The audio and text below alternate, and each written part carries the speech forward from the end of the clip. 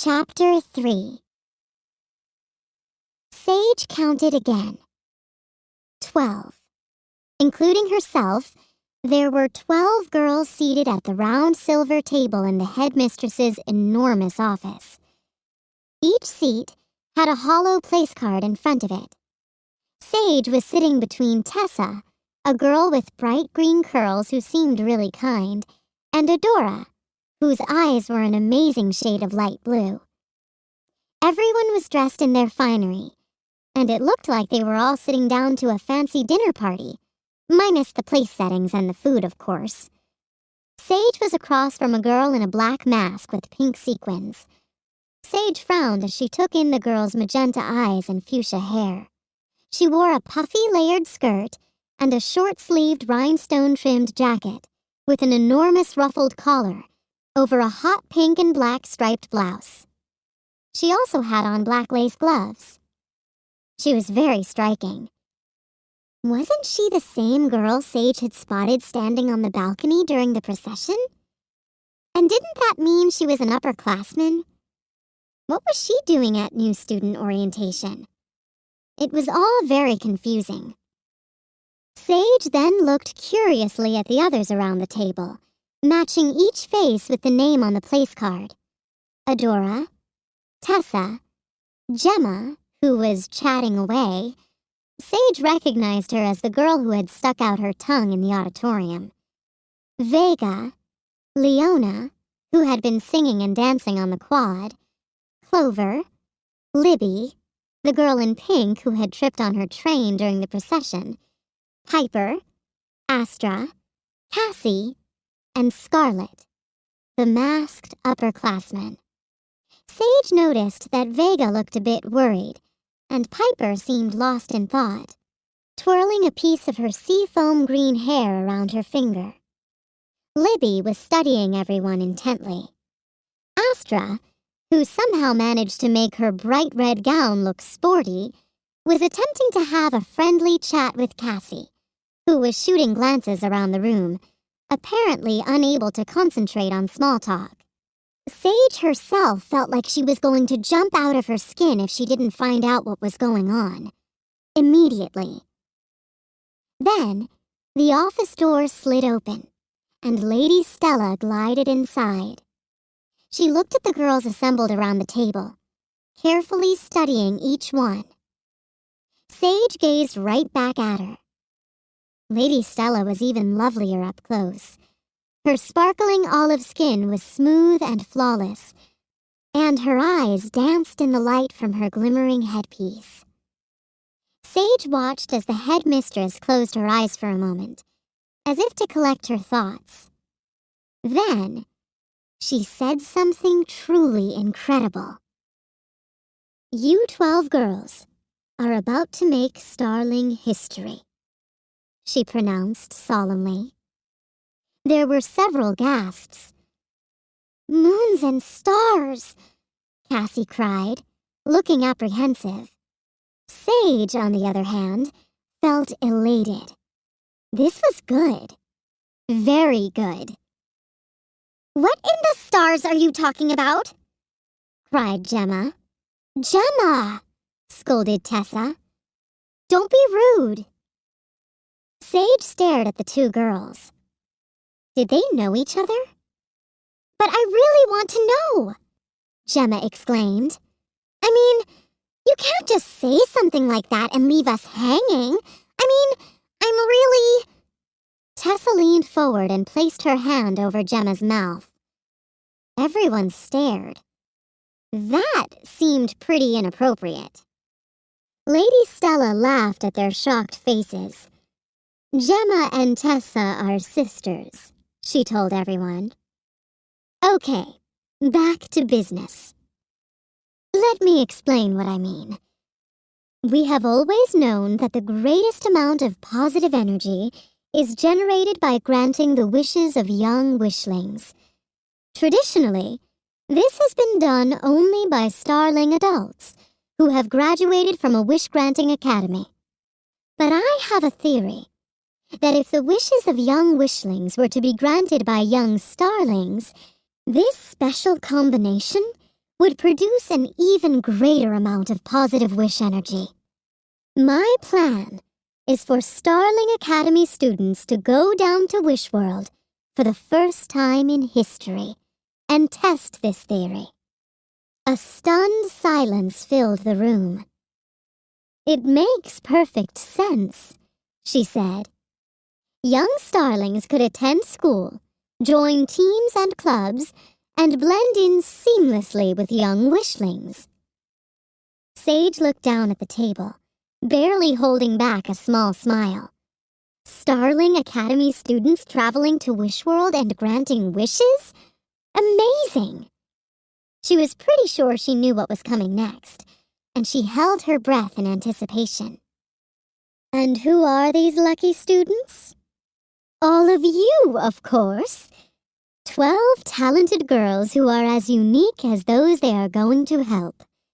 4 third years, Scarlet, Leona, Tessa, and Adora.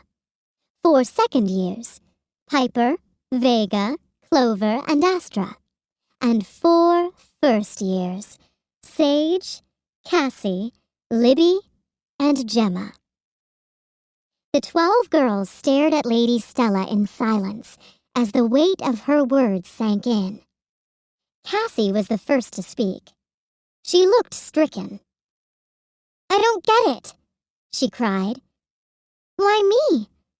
Why us? Lady Stella smiled a secret smile. It will all be revealed in due time, she said. The room began to buzz with excited chatter. Sage could see why Cassie might be apprehensive. Starlings had to train for 4 years before they were allowed to travel down to Wishworld to grant wishes. But to Sage, this was nothing but a thrilling, unexpected gift. Lady Stella held up a hand for silence, and everyone immediately stopped talking. If our calculations are correct, the amount of positive energy you collect could be up to 1,000 times greater than usual. The headmistress had a serious look on her face. There is just one thing you must know. This is highly controversial and must remain a secret. To the rest of the school, you are students, just like them. You will attend classes with your fellow classmates. You will join teams and participate in clubs. To the rest of Starling Academy, you will be no different from any other student. She smiled. Except for one small thing. During the last period of each star day, you will report to a specially built soundproof classroom for a class only for you. In order to divert attention away from our secret plans, the rest of the school will think you are part of a monitored study group. You can't possibly mean us, too, exclaimed Leona, indicating herself and the other 7 older girls. I mean every one of you, Lady Stella answered. Wait a starmin, said Vega, clearly dismayed. You mean no one will know that we're on this special mission? That they will think we need extra help? This is not about personal glory, Lady Stella said sternly. If you don't want to be a part of Starling history, you can turn down your spot. Another student will certainly jump at the opportunity. Lady Stella extended her arms dramatically. So, she said, are you all in? Yes, shouted Sage right away. Astra gave her a dirty look. Clearly, she had wanted to be the first to speak. Yes, she said. All around the table, the girls accepted the challenge. Some were more emphatic in their response than others. When it was finally Cassie's turn, she paused for what felt like an eternity, before stealing a glance at Sage, who nodded at her encouragingly. Yes, she whispered. Starmendous, said Lady Stella. She then pointed to the middle of the table, where a large pile of glittery golden boxes in all shapes and sizes sat. Sage blinked. She was fairly certain the center of the table had been empty just a moment ago. From the looks on the other girls' faces, they thought the same thing. The headmistress picked up a small square box.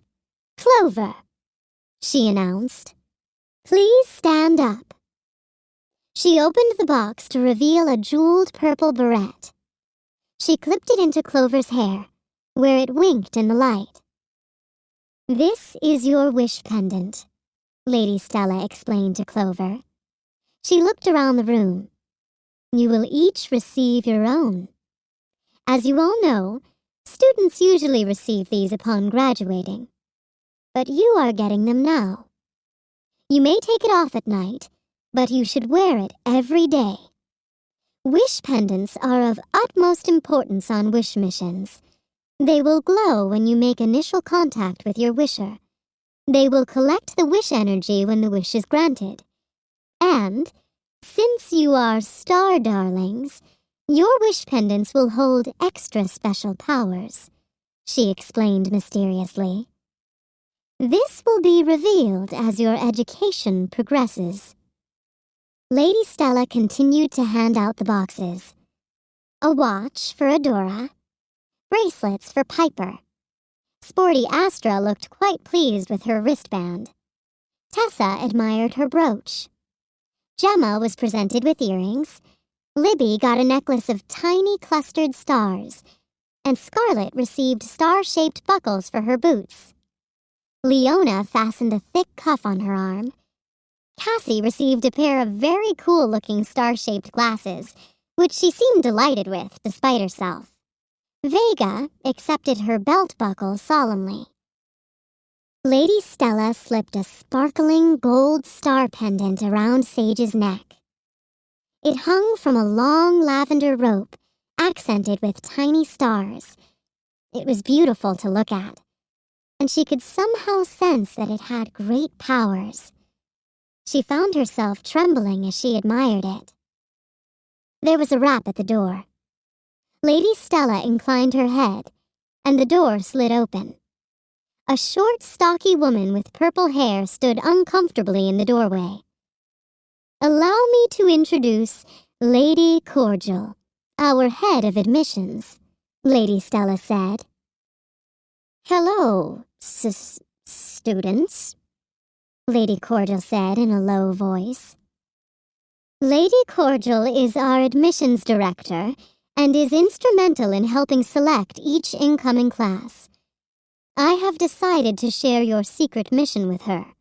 She, a wish watcher, who will notify us when our wishes are ready to be granted, and a few of your professors will be the only Starling Academy members who know of your mission. Please, introduce yourselves to her." So one by one, the girls stood up and said their names, doing the traditional Starling bow. Lady Cordial clasped her hands together after each bow, the Starling way. Salutations, girls," she said when they were done. "Star salutations, Lady Cordial," the girls chorused. "Now go to the Celestial Cafe, have a nice dinner, and get a good night's sleep. Your classes begin first thing tomorrow morning. Your schedules have already been sent to your communicators," Lady Stella told them. Sage felt a shiver of excitement run down her spine as she stood up from the table. Cassie, her eyes large behind her glasses, and her face even paler than usual, made a beeline for Sage. "I don't know about this, Sage. What have we gotten ourselves into?" Sage patted her roommate's arm reassuringly. "What have we gotten ourselves into?" she thought. "Just the most amazingly startastic thing ever." Cassie turned and headed out the door. Sage followed her and paused to tap her elbows together 3 times, as inconspicuously as she could. 3 times for good luck, someone said. Startled, Sage turned around to find the headmistress smiling down at her. "You are eager to begin," Lady Stella said. "I like that." She turned to walk away. "Lady Stella?" Sage called. "Yes," said the headmistress. "What does SD stand for anyway?" Sage asked. Lady Stella nodded. "I was wondering when someone was going to ask. You will be known, in private only, of course, as the Starlings." Sage smiled. "Starlings," she whispered to herself. It was a good name. She liked it a lot.